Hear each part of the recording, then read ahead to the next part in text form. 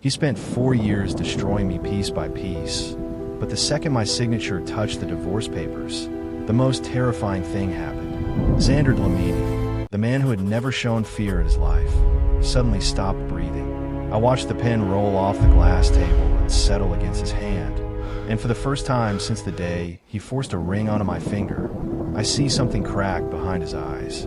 Not anger, not the cold amusement he wears like armor over everything that might resemble feeling. Something else, something that looks impossibly like terror. It is almost beautiful, watching the great Zander Dlamini come undone. Almost. The penthouse is silent except for the city breathing below us. Cape Town's lights scattered like dying embers against Table Mountain's black shoulder. This is the same room where he first told me I would never leave him. The same window he stood at 4 years ago, back turned, voice flat, telling me my father's betrayal had a price, and I was that price. I remember how I cried that night. I remember begging him to look at me like I was still a person and not a debt being collected. He didn't turn around. He never turns around when he's deciding how much pain to give. I learned, over time, that this was a kind of mercy he gave himself, never having to watch what his decisions did to my face. For 4 years, I learned the architecture of his cruelty the way other women learn the layout of their own homes. The silences that lasted days, stretching through breakfasts and dinners until I forgot the sound of my own voice in that house. The way he would touch my chin gently, almost tenderly, only to say something designed to gut me clean through. "You look like your father when you're scared, Amara." He knew exactly where to cut, and he never cut twice in the same place. He was too disciplined for repetition. Cruelty, to Zander, was an art form, and he refined it the way other men refine wine or weapons. I love him once.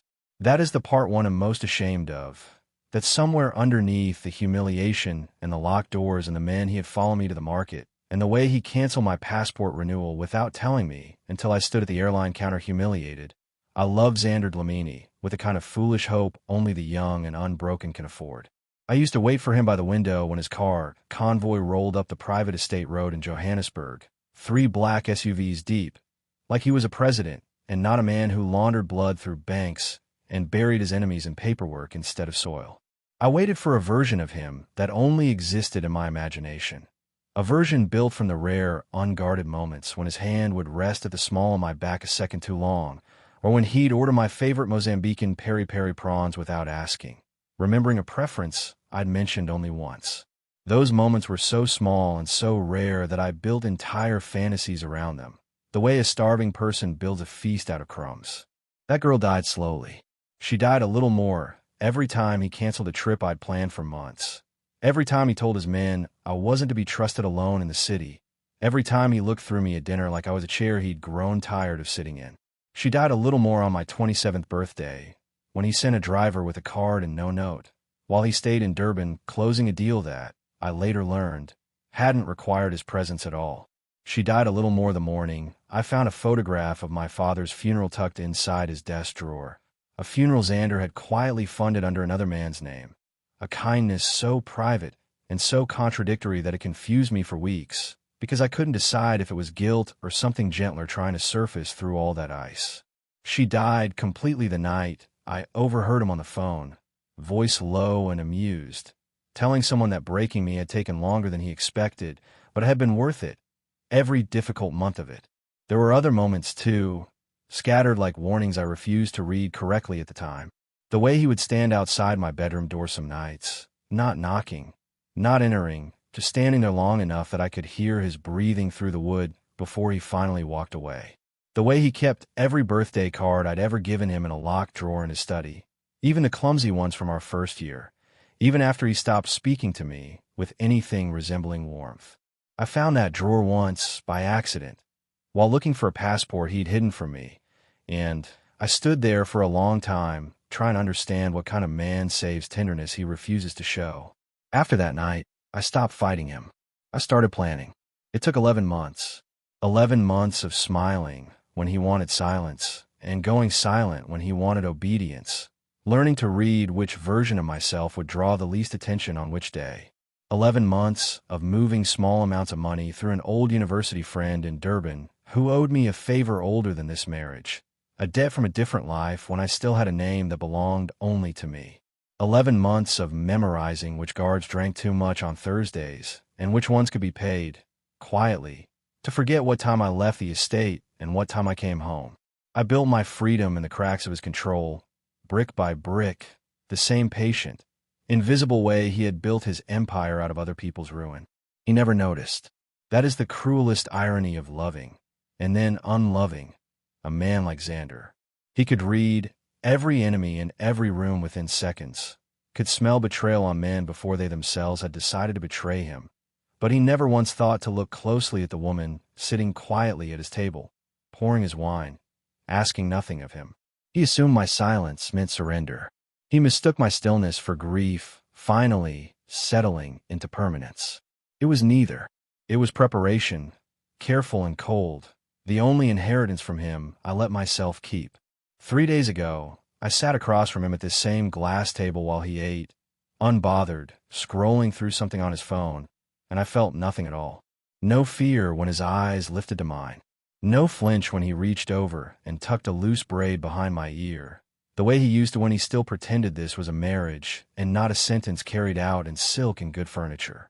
I felt the absence of feeling so completely that it frightened even me, because I understood, finally, looking at his familiar hands and familiar jaw and the cold certainty in his eyes, that he had not just broken my heart over 4 years. He had emptied it, methodically, the way he empties everything that's no longer useful to him. So tonight, when the documents are finally ready, when the lawyer my friend found in Pretoria, a sharp, quiet woman with her own private reasons for despising powerful men, finishes the final draft and seals it in a plain brown envelope with my name typed neatly across the front, I do not hesitate, not for a single second. I walk into the room where Zander is on a call with one of his lieutenants, something about a shipment delayed at the border, his voice low and lethal in the way that used to make my stomach drop before I learned not to listen for meaning in it anymore. I set the envelope on the table in front of him without a word. He glances at it the way he glances at everything that isn't a threat, briefly, dismissively, the way you'd glance at a piece of mail you assume is junk, and keeps talking, finishing his call with the same clipped efficiency he brings to every transaction in his life. When he finally ends it, he picks the envelope up almost as an afterthought, more out of habit than curiosity. What is this? Open it. He does. I watch his eyes move across the page, scanning faster than a man reading something he takes seriously, and then he laughs. It is the same laugh he gave the night I once asked him, foolishly, desperately, to love me, short, cold, disbelieving that I would dare want something from him that wasn't already his to give or withhold. Divorce papers. He says it like a man humoring a child who has announced she intends to run away from home before sundown. You think you could just hand me a piece of paper, Amara, and walk away from everything I built around you? I'm not asking permission, Zander. You signed your life to me in front of a priest who was too afraid to look either of us in the eye that day. You think a lawyer in Pretoria can undo 4 years with a few clauses? I say, and my voice does not shake, does not even waver the way it used to whenever he raised his voice near me, that you stopped being my husband the night you decided I was a punishment for my father's sins instead of a person. You've been collecting a debt from a debt account for 4 years, Zander. There's nothing left to take from me. You took all of it already. Something flickers across his face. Surprise, maybe, that I'm not crying, that my hands aren't shaking the way they used to whenever his temper filled a room. For 4 years my tears were the only currency he respected, the only proof that his control still functioned exactly as he designed it. He sets the papers down slowly and studies me the way he studies men before deciding whether they're useful or finished, his eyes narrowing in that particular way that used to make grown men in his employ go quiet. You're bluffing, he says, but there's something underneath the words now, something thinner and less certain than his usual flat conviction. You have nowhere to go, no money that isn't mine, no family left that isn't buried or bought. Amara, be reasonable. I have a flight in 6 hours and an account you don't know exists, opened under a name you've never bothered to learn because you assumed I'd never need one. I let that settle in the space between us, watching it land. You always told me weakness destroys power, Zander. You taught me that yourself, over and over, Every time you wanted me smaller. So I stopped being weak. I learned from the best teacher I had. He stands then, slowly, the way he does before he intends to frighten someone to silence. And for one suspended second, I almost stepped back out of old habit. Old fear grooved so deep into my body that it doesn't need my permission to surface and take over. But I don't move. I make myself stand still in front of the man who once made an entire criminal underworld kneel at dinner tables and border crossings. And I watch him realize, in real time, in the small widening of his eyes, that his height and his silence and his reputation mean absolutely nothing to me anymore. Sign it. Then, he says, sliding the pen across the table, daring me the way he's dared dangerous men before, expecting them to flinch. If you're so sure of yourself. I pick it up. I don't look at him while I sign. I don't need to perform grief or hesitation for an audience that no longer holds any power over my face. The pen moves smooth and certain across the line. My name in full, Amara Khumalo. The name I was born with, the name I'm taking back from a marriage that tried to erase it. When I'm finished, I set the pen down gently, almost politely, the way you'd return a borrowed thing you never actually wanted to keep in the first place.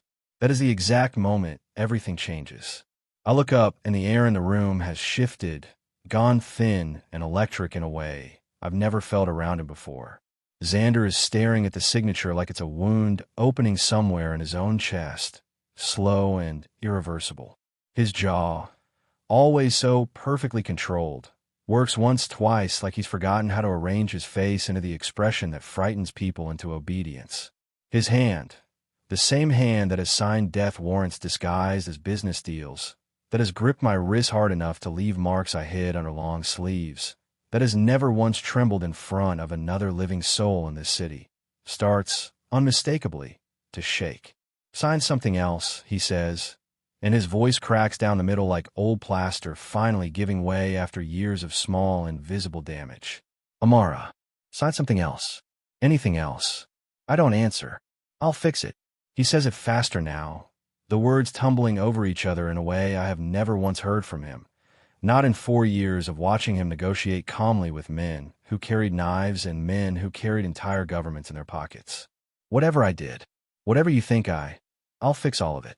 Tell me what you need, and I'll have it by morning. There's nothing left to fix, Zander.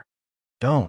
His voice breaks open completely on that single word, and I watch Zander Dlamini, the man South Africa's underworld whispers about with genuine fear in private rooms, come apart in front of me, like something built on a foundation that was never as solid as he believed it to be. His breathing turns ragged and uneven. His eyes, always so flat and unreadable, go red and wet at the edges, and his hands, God, his hands, won't stop shaking, reaching for the papers, then for me, then for nothing at all, like a man grasping for handholds on a wall that has stopped existing beneath his fingers. You don't get to leave, he says, and it sounds less like a threat now and more like a man drowning somewhere far from shore, grabbing at the only thing he thinks might still float. I won't let you. I can't let you. You don't have a say in that anymore. You lost that right 4 years ago, the day you decided to use my father's mistakes as a leash. Amara, my name in his mouth sounds different than it ever has in 4 years of marriage. Stripped of command, stripped of ownership, just raw and human and terrified in a way I never once imagined this man capable of being. I never wanted to destroy you. I swear to you, on everything I've ever built, I never. He stops, presses the heel of his hand hard against his eye like he can push the feeling back down where he's kept it buried for 4 long years. It doesn't work. Nothing works on him anymore. And the realization seems to be the very thing that finally breaks him completely, all at once, like a dam that held for years giving out in a single night. Then why, I ask quietly, did you spend every single day proving the opposite to me? He doesn't answer right away. When he finally speaks, his voice is so low I have to lean in slightly to catch it, and some old, dead part of me hates that I still know the exact cadence of his voice well enough to hear him, even when he's barely speaking above a breath. Because the day I married you, I told myself it was revenge, only revenge, nothing more complicated than that. Your father cost me everything, men I trusted with my life, money I'd spent a decade building into something untouchable, a position in this city I nearly lost because of his greed. I told myself making you suffer would settle the debt he left behind. It was simple. It was clean. His throat works visibly. But somewhere in the first year, watching you try so hard to love a man who gave you nothing back, I stopped wanting you to suffer and started wanting you to need me instead. And I didn't know what to do with that feeling, so I made it worse.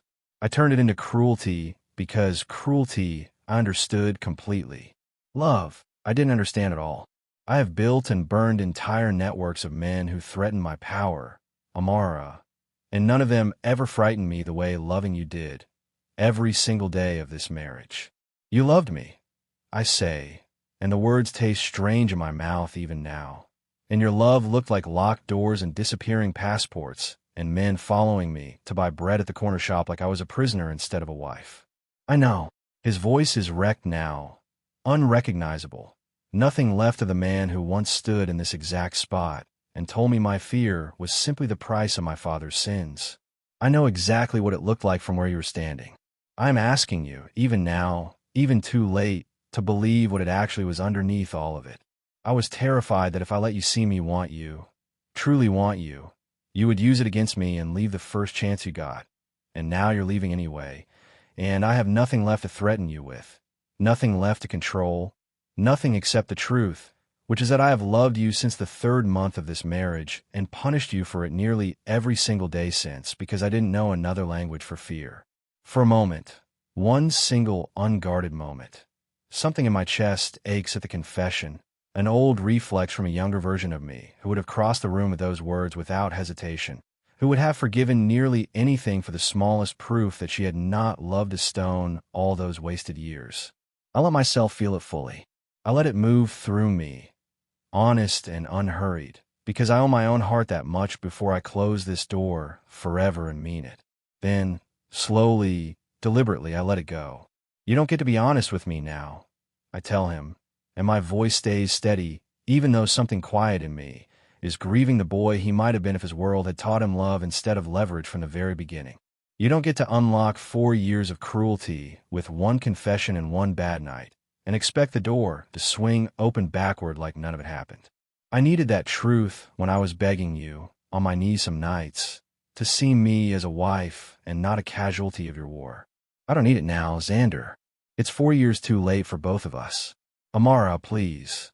He says please like the word costs him something physical, something torn loose from a part of him he buried so deep that even he had forgotten it still existed inside his chest. Don't go. I'll undo all of it, every piece. I don't know what I'll be without this, but I'll be different. I swear to you. Just don't sign that. Don't. I already signed it. The silence that follows is the loudest thing I have ever heard inside this penthouse. Louder than any argument we've ever had.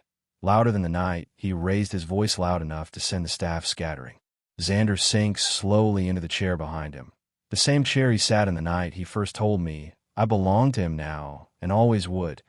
And he looks, for the first time since I met him at 25 years old in a church that smelled like fear and white lilies, like a man with absolutely no power left in his hands at all.